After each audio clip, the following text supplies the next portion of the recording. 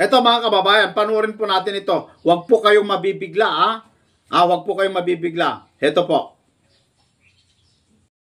Mga kabayan, ganito pala disiplinahin ni Kibuloy ang kanyang mga pastorals. For today's video, pakinggan natin ang audio recording ni Kibuloy kung saan pinapagalitan niya at tinatakot ang kanyang mga pastorals. Gamit sa inyo ang anak lang. Walay lain, maunay kabubuton niya. Dahil yun ang kalooban ng ama. OMG, kalokohan. Ikaw, pani, may number 1 niya. Special mention pa talaga si Stephanie Ibarra. Si Kibuloy lang daw pwede makagamit sa katawan niya. Pag gilapas ni mo, imong gilapastangan ang balaod. At yun kang ulay ko kaluoy. Pinagi sa duha o tulo ka saksi. OMG, pag hindi daw nakipag-sex si Stephanie kay Kibuloy, ay papatayin daw siya ng walang awa. Anong klaseng pastor ito? Bakit ganito lumalabas sa bibig niya? Nabingwit na satanas doon. Gapakita sila sa inyo sa internet, malipayon sila, no? Ganong gapakita pa man sila diyang malipayon sila. Kay dili sila malipayon. Kato sila, gukuro na ko to. Abinlag, tapos na ko sa ila. Pabayaron ko sila tanan. Kay naiutang sila sa ministry nako. Naiutang sila sa kingdom. Mubayad to sila madali, madugay. It will take 5 years, it will take 10 years. It does not matter. Basta nakatutok sa ilang angel of death. When the opportunity presents itself, patay sila. Kila nakapastoral lang naigo nga tapad sa kuwa. Iya pa ninyo. Di man niya ko mapasakitan, membro-membro lang. Mga kabayan, it will not hurt him daw kung member lang ang iiwan siya. Pero kung pastoral daw na pinagsasamantalahan niya, ay masasaktan daw siya. OMG! Kulto ka talaga, Kibuloy. You are projecting to be Jesus Christ kuno. Ganyan ba si Jesus? Kay Jesus lahat ng members ay mahalaga. Sa'yo mga pastorals lang pala ang mahalaga kasi ni... Pag nakig-contact kag lalaki diha, nakig-sex ka na sa iya. Yatag mo na mong kaugalingon sa iya. Pag sa internet nag I love you ka na, yatag mo na mong kaugalingon sa iya. How does it happen na kung nakipag-chat ka sa opposite gender, ay nakipag-sex ka na sa kanya? Saan mo yan nakuha, Kibuloy? Napanaginipan mo din ba yan? Napakamalisyoso mo, Kibuloy. However, in fact, ikaw pala yung totoong malisyoso. Nagsiselos ka na baka makuha si Stephanie sa labas. And finally, mamulat ang mga mata niya sa mga kalokohan mo? It just goes to show na totoo ang mga allegations against you. Dato ko, nagsali ko sa imo, hatod na kong gugman ako sa imo, gitraidor ko nimo. Driver, gitraidor ko nimo. Kung sa'yo akong buhaton.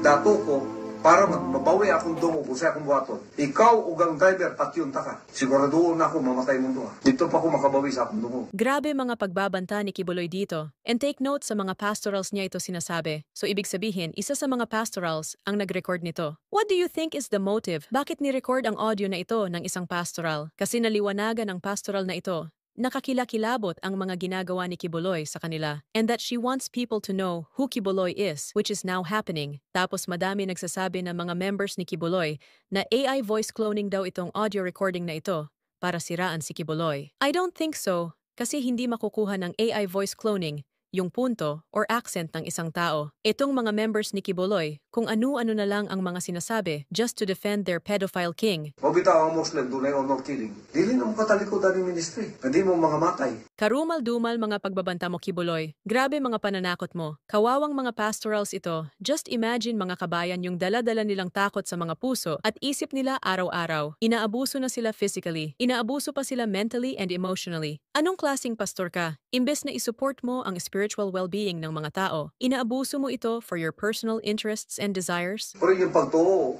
pwede mo matalikod. Ginana kay gusto ninyo matalikod. Sulod daw mo GNPA, be. Bisang kadre ka lang, sulod ka GNPA. Pagka naka-lecture na kagkapila sa ilaha, di ka nakagawas. Pag di gawas ka, bukurong ka, patyon ka. Sulod mong mafia, sulod mong gobyerno sa Amerika. Pag gipasulod ka diya sa ilang CIA, gipasulod ka sa ilang FBI, gipasulod ka sa ilang NSA, nakabalo na ka sa ubang mga confidential niya. Tapos kalit-kalit mo talikod ka, di ka gukurot. I-compare mo pa ang simbahan mo sa FBI and CIA. Of course, confidential talaga yung mga yan to protect and safeguard against national security threats, criminal activity, and potential harm to the people. Ikaw, ano bang confidentialities ang meron dyan sa inyo? Sino pinoprotektahan dyan sa inyo? Kaya sana silipin din ng ating government ang mga religious organizations and denominations. I-set aside muna ang separation of church and state kasi hindi naman nakakabuti. Alam ko madami pang ibang religious organizations and denominations ang may mga anomalya din within them. Inani ang commitment na ako sa inyo.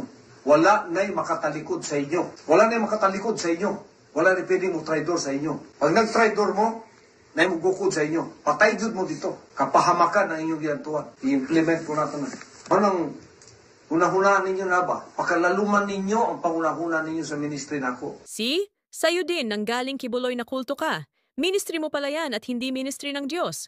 Gawa-gawa mo lang talaga yung title na binigay mo sa sarili mo as appointed son of God. Kilabutan ka, such a total blasphemy. May pamilya mo. Ikaw pa may inahan ka din, may suon ka. Kawawang Stephanie, special mention na naman. Pati pamilya niya special mention din. Grabe ka Kibuloy, to the highest level mga threats mo. No wonder ganun na lang pagtatanggol sa'yo ni Stephanie. It's not out of love or respect to you, but out of fear. Hindi ikaw ang concern niya, kundi ang kanyang family na pinagbabantaan mo din. Katuwing suon ni mo. Pati nang imo'y suon sa gawas. Kung doon natanan. Wala ibili na. Inana ka lalo ang commitment nato diri. Pero nagki-communicate mong lalaki, pagkatapos mag-report mo sa kuwa diri. Samtang niya mo sa akong balay, ang gusto nako diri may yung tumanon. Dili mo pwedeng mutuman diri sa gusto ninyo nga dili na ako gusto. Kapuyon kung magyud ang animal anak putang satanas diri ba? You really have two faces, Kibuloy. In public, puro praise and worship sinasabi ng bibig mo. Pero in private, puro threats and cursings. Out of the same mouth comes praises and cursings. Shame on you as a pastor. Sinisira mo integrity ng mga pastors. Mahibog ko ng mga muros, ng mga Muslim. Na yung mga babae sila magpa-prostitute sa ilang mga warriors. Kaya para mawala ang stress. Kung naiinggit ka pala sa mga Muslim, edi sana nag-Muslim ka na lang Kibuloy. At least dun legal na makakapag-sex ka with many women, hindi katulad ng mga ginagawa mo sa mga pastorals. Hinan ako ang iyong weakness sa lalaki. Ilabay ninyo na kay di na nakabubuton sa mahan. Kay gi mo na mong pastoral para sa anak lang mo. Mga kabayan, what can you say about this audio recording ni Kibuloy? Sa tingin niyo ba AI ang may gawa nito katulad ng mga sinasabi ng mga members ni Kibuloy? Bakit kaya hindi na lang pakasalan ni Kibuloy si Stephanie? Or bakit hindi na lang magpatupad si Kibuloy ng utos sa kanyang simbahan that he can marry many women as he wants? Anyways, mahilig naman siyang gumawa ng mga sarili niyang rules that doesn't make sense. Diba? At least with that, he can have sex with them legally katulad ng mga Muslim. E di sana hindi siya nabibisto ng ganito. What do you think mga kabayan? Okay ba yon? Please comment down below. Pero yan ay mga bali-balita lamang po mga kaibigan na hindi naman natin pinapatunayan, hindi natin sinasabi na yun nga talaga ang talagang ginagawa ni Kibuloy. Yan ay paratang sa kanya, paratang pa lang. Hindi naman po natin sinasabing totoo yan mga kababayan. Kayo na lang ang bahala magsabi kung totoo o hindi. Pero sa akin, yan ay paratang pa lang.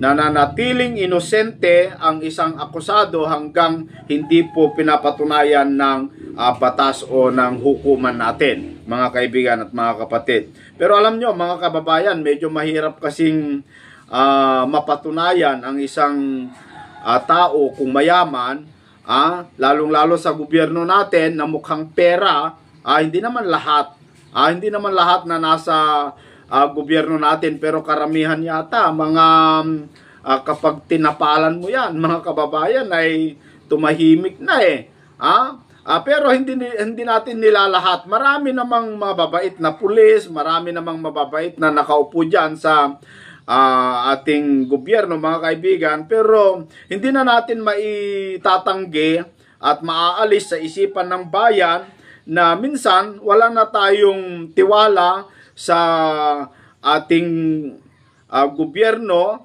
kasi marami na tayong napapatunayan mga kababayan na kapag ang isang tao ay mayaman, medyo mahirap bigyan ng hustisya yung talagang nagkasala mga kababayan.